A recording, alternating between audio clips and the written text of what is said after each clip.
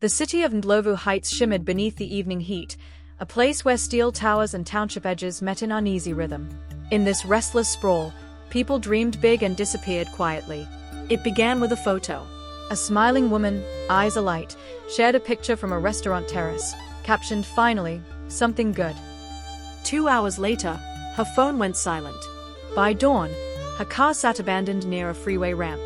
What followed would unravel an entire network of deceit, one that fed on trust and moved in the shadows of love. Naledi Mokina was the kind of woman people noticed without trying to. At 26, she had carved her path in a competitive marketing firm, her calendar dotted with client pitches and gym sessions. Online, she shared curated glimpses of her life, fitness snaps, latte art, inspirational quotes. It was there she met Saifo Larumo. He seemed measured, soft-spoken, a civil engineer, or so he said. Their chat bloomed fast. Playlists, jokes, midnight confessions. After weeks of video calls and promises, they agreed to meet at the Velvet Lounge, a rooftop bar known for its panoramic views. Naledi's best friend, Thandi, warned her. "These apps, Nail, they are wild. You don't really know him." Naledi had smiled. "I've checked his socials, LinkedIn, he's real enough." At 7:45 p.m., she messaged, "Here. He's late but I'll wait a bit." That was the last message anyone saw from her. CCTV later showed Naledi leaving the lounge with Saifo. They looked casual, even intimate. She smiled. He placed a hand lightly on her back as they walked toward the parking structure. Then, nothing. At 3 a.m., a security patrol spotted her silver hatchback idling near the eastern bypass. Doors unlocked, handbag gone. Detective Teboho Ndlovu, a veteran in the city's Crimes Against Persons unit, was assigned to the case. "It's the same pattern," he muttered over the report. "Young woman. Dating app. Abduction." As daylight broke, social media lit up with Naledi's face. #FindNaledi trended for 2 days straight. But beneath the surface, someone was already deleting traces. Fake profiles, cloned license plates, wiped call logs. Whoever had taken her knew exactly how to vanish. Teboho's instincts screamed organized crime. He'd seen similar disappearances in Ndlovu Heights, cases involving cloned vehicles and fake dating profiles. At Police HQ, analysts uncovered a web of shell accounts linked by one encrypted payment trail.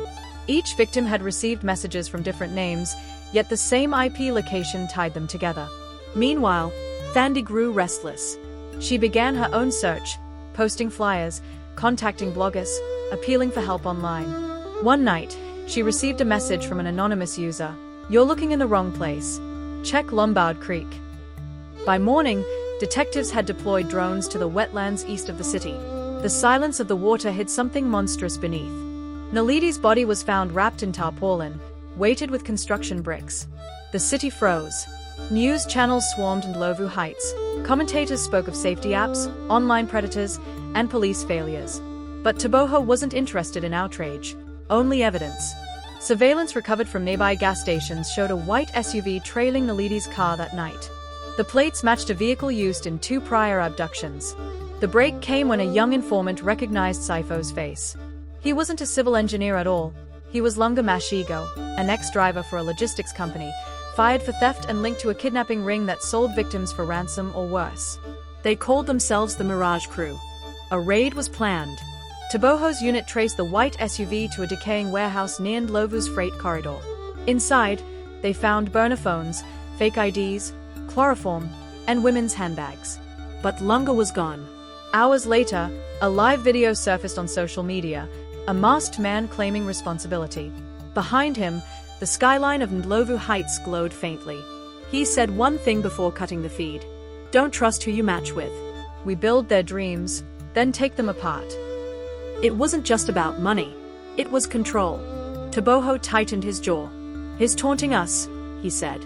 "He won't stop until we stop him." Days turned to weeks. Leads dried up.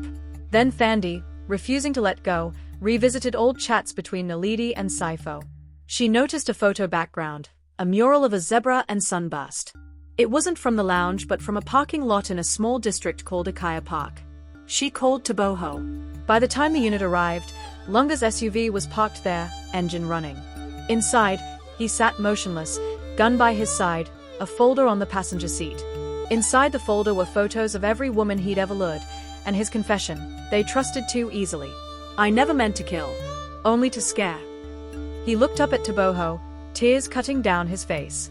She wasn't supposed to die. Months later, Ndlovu Heights returned to its rhythm.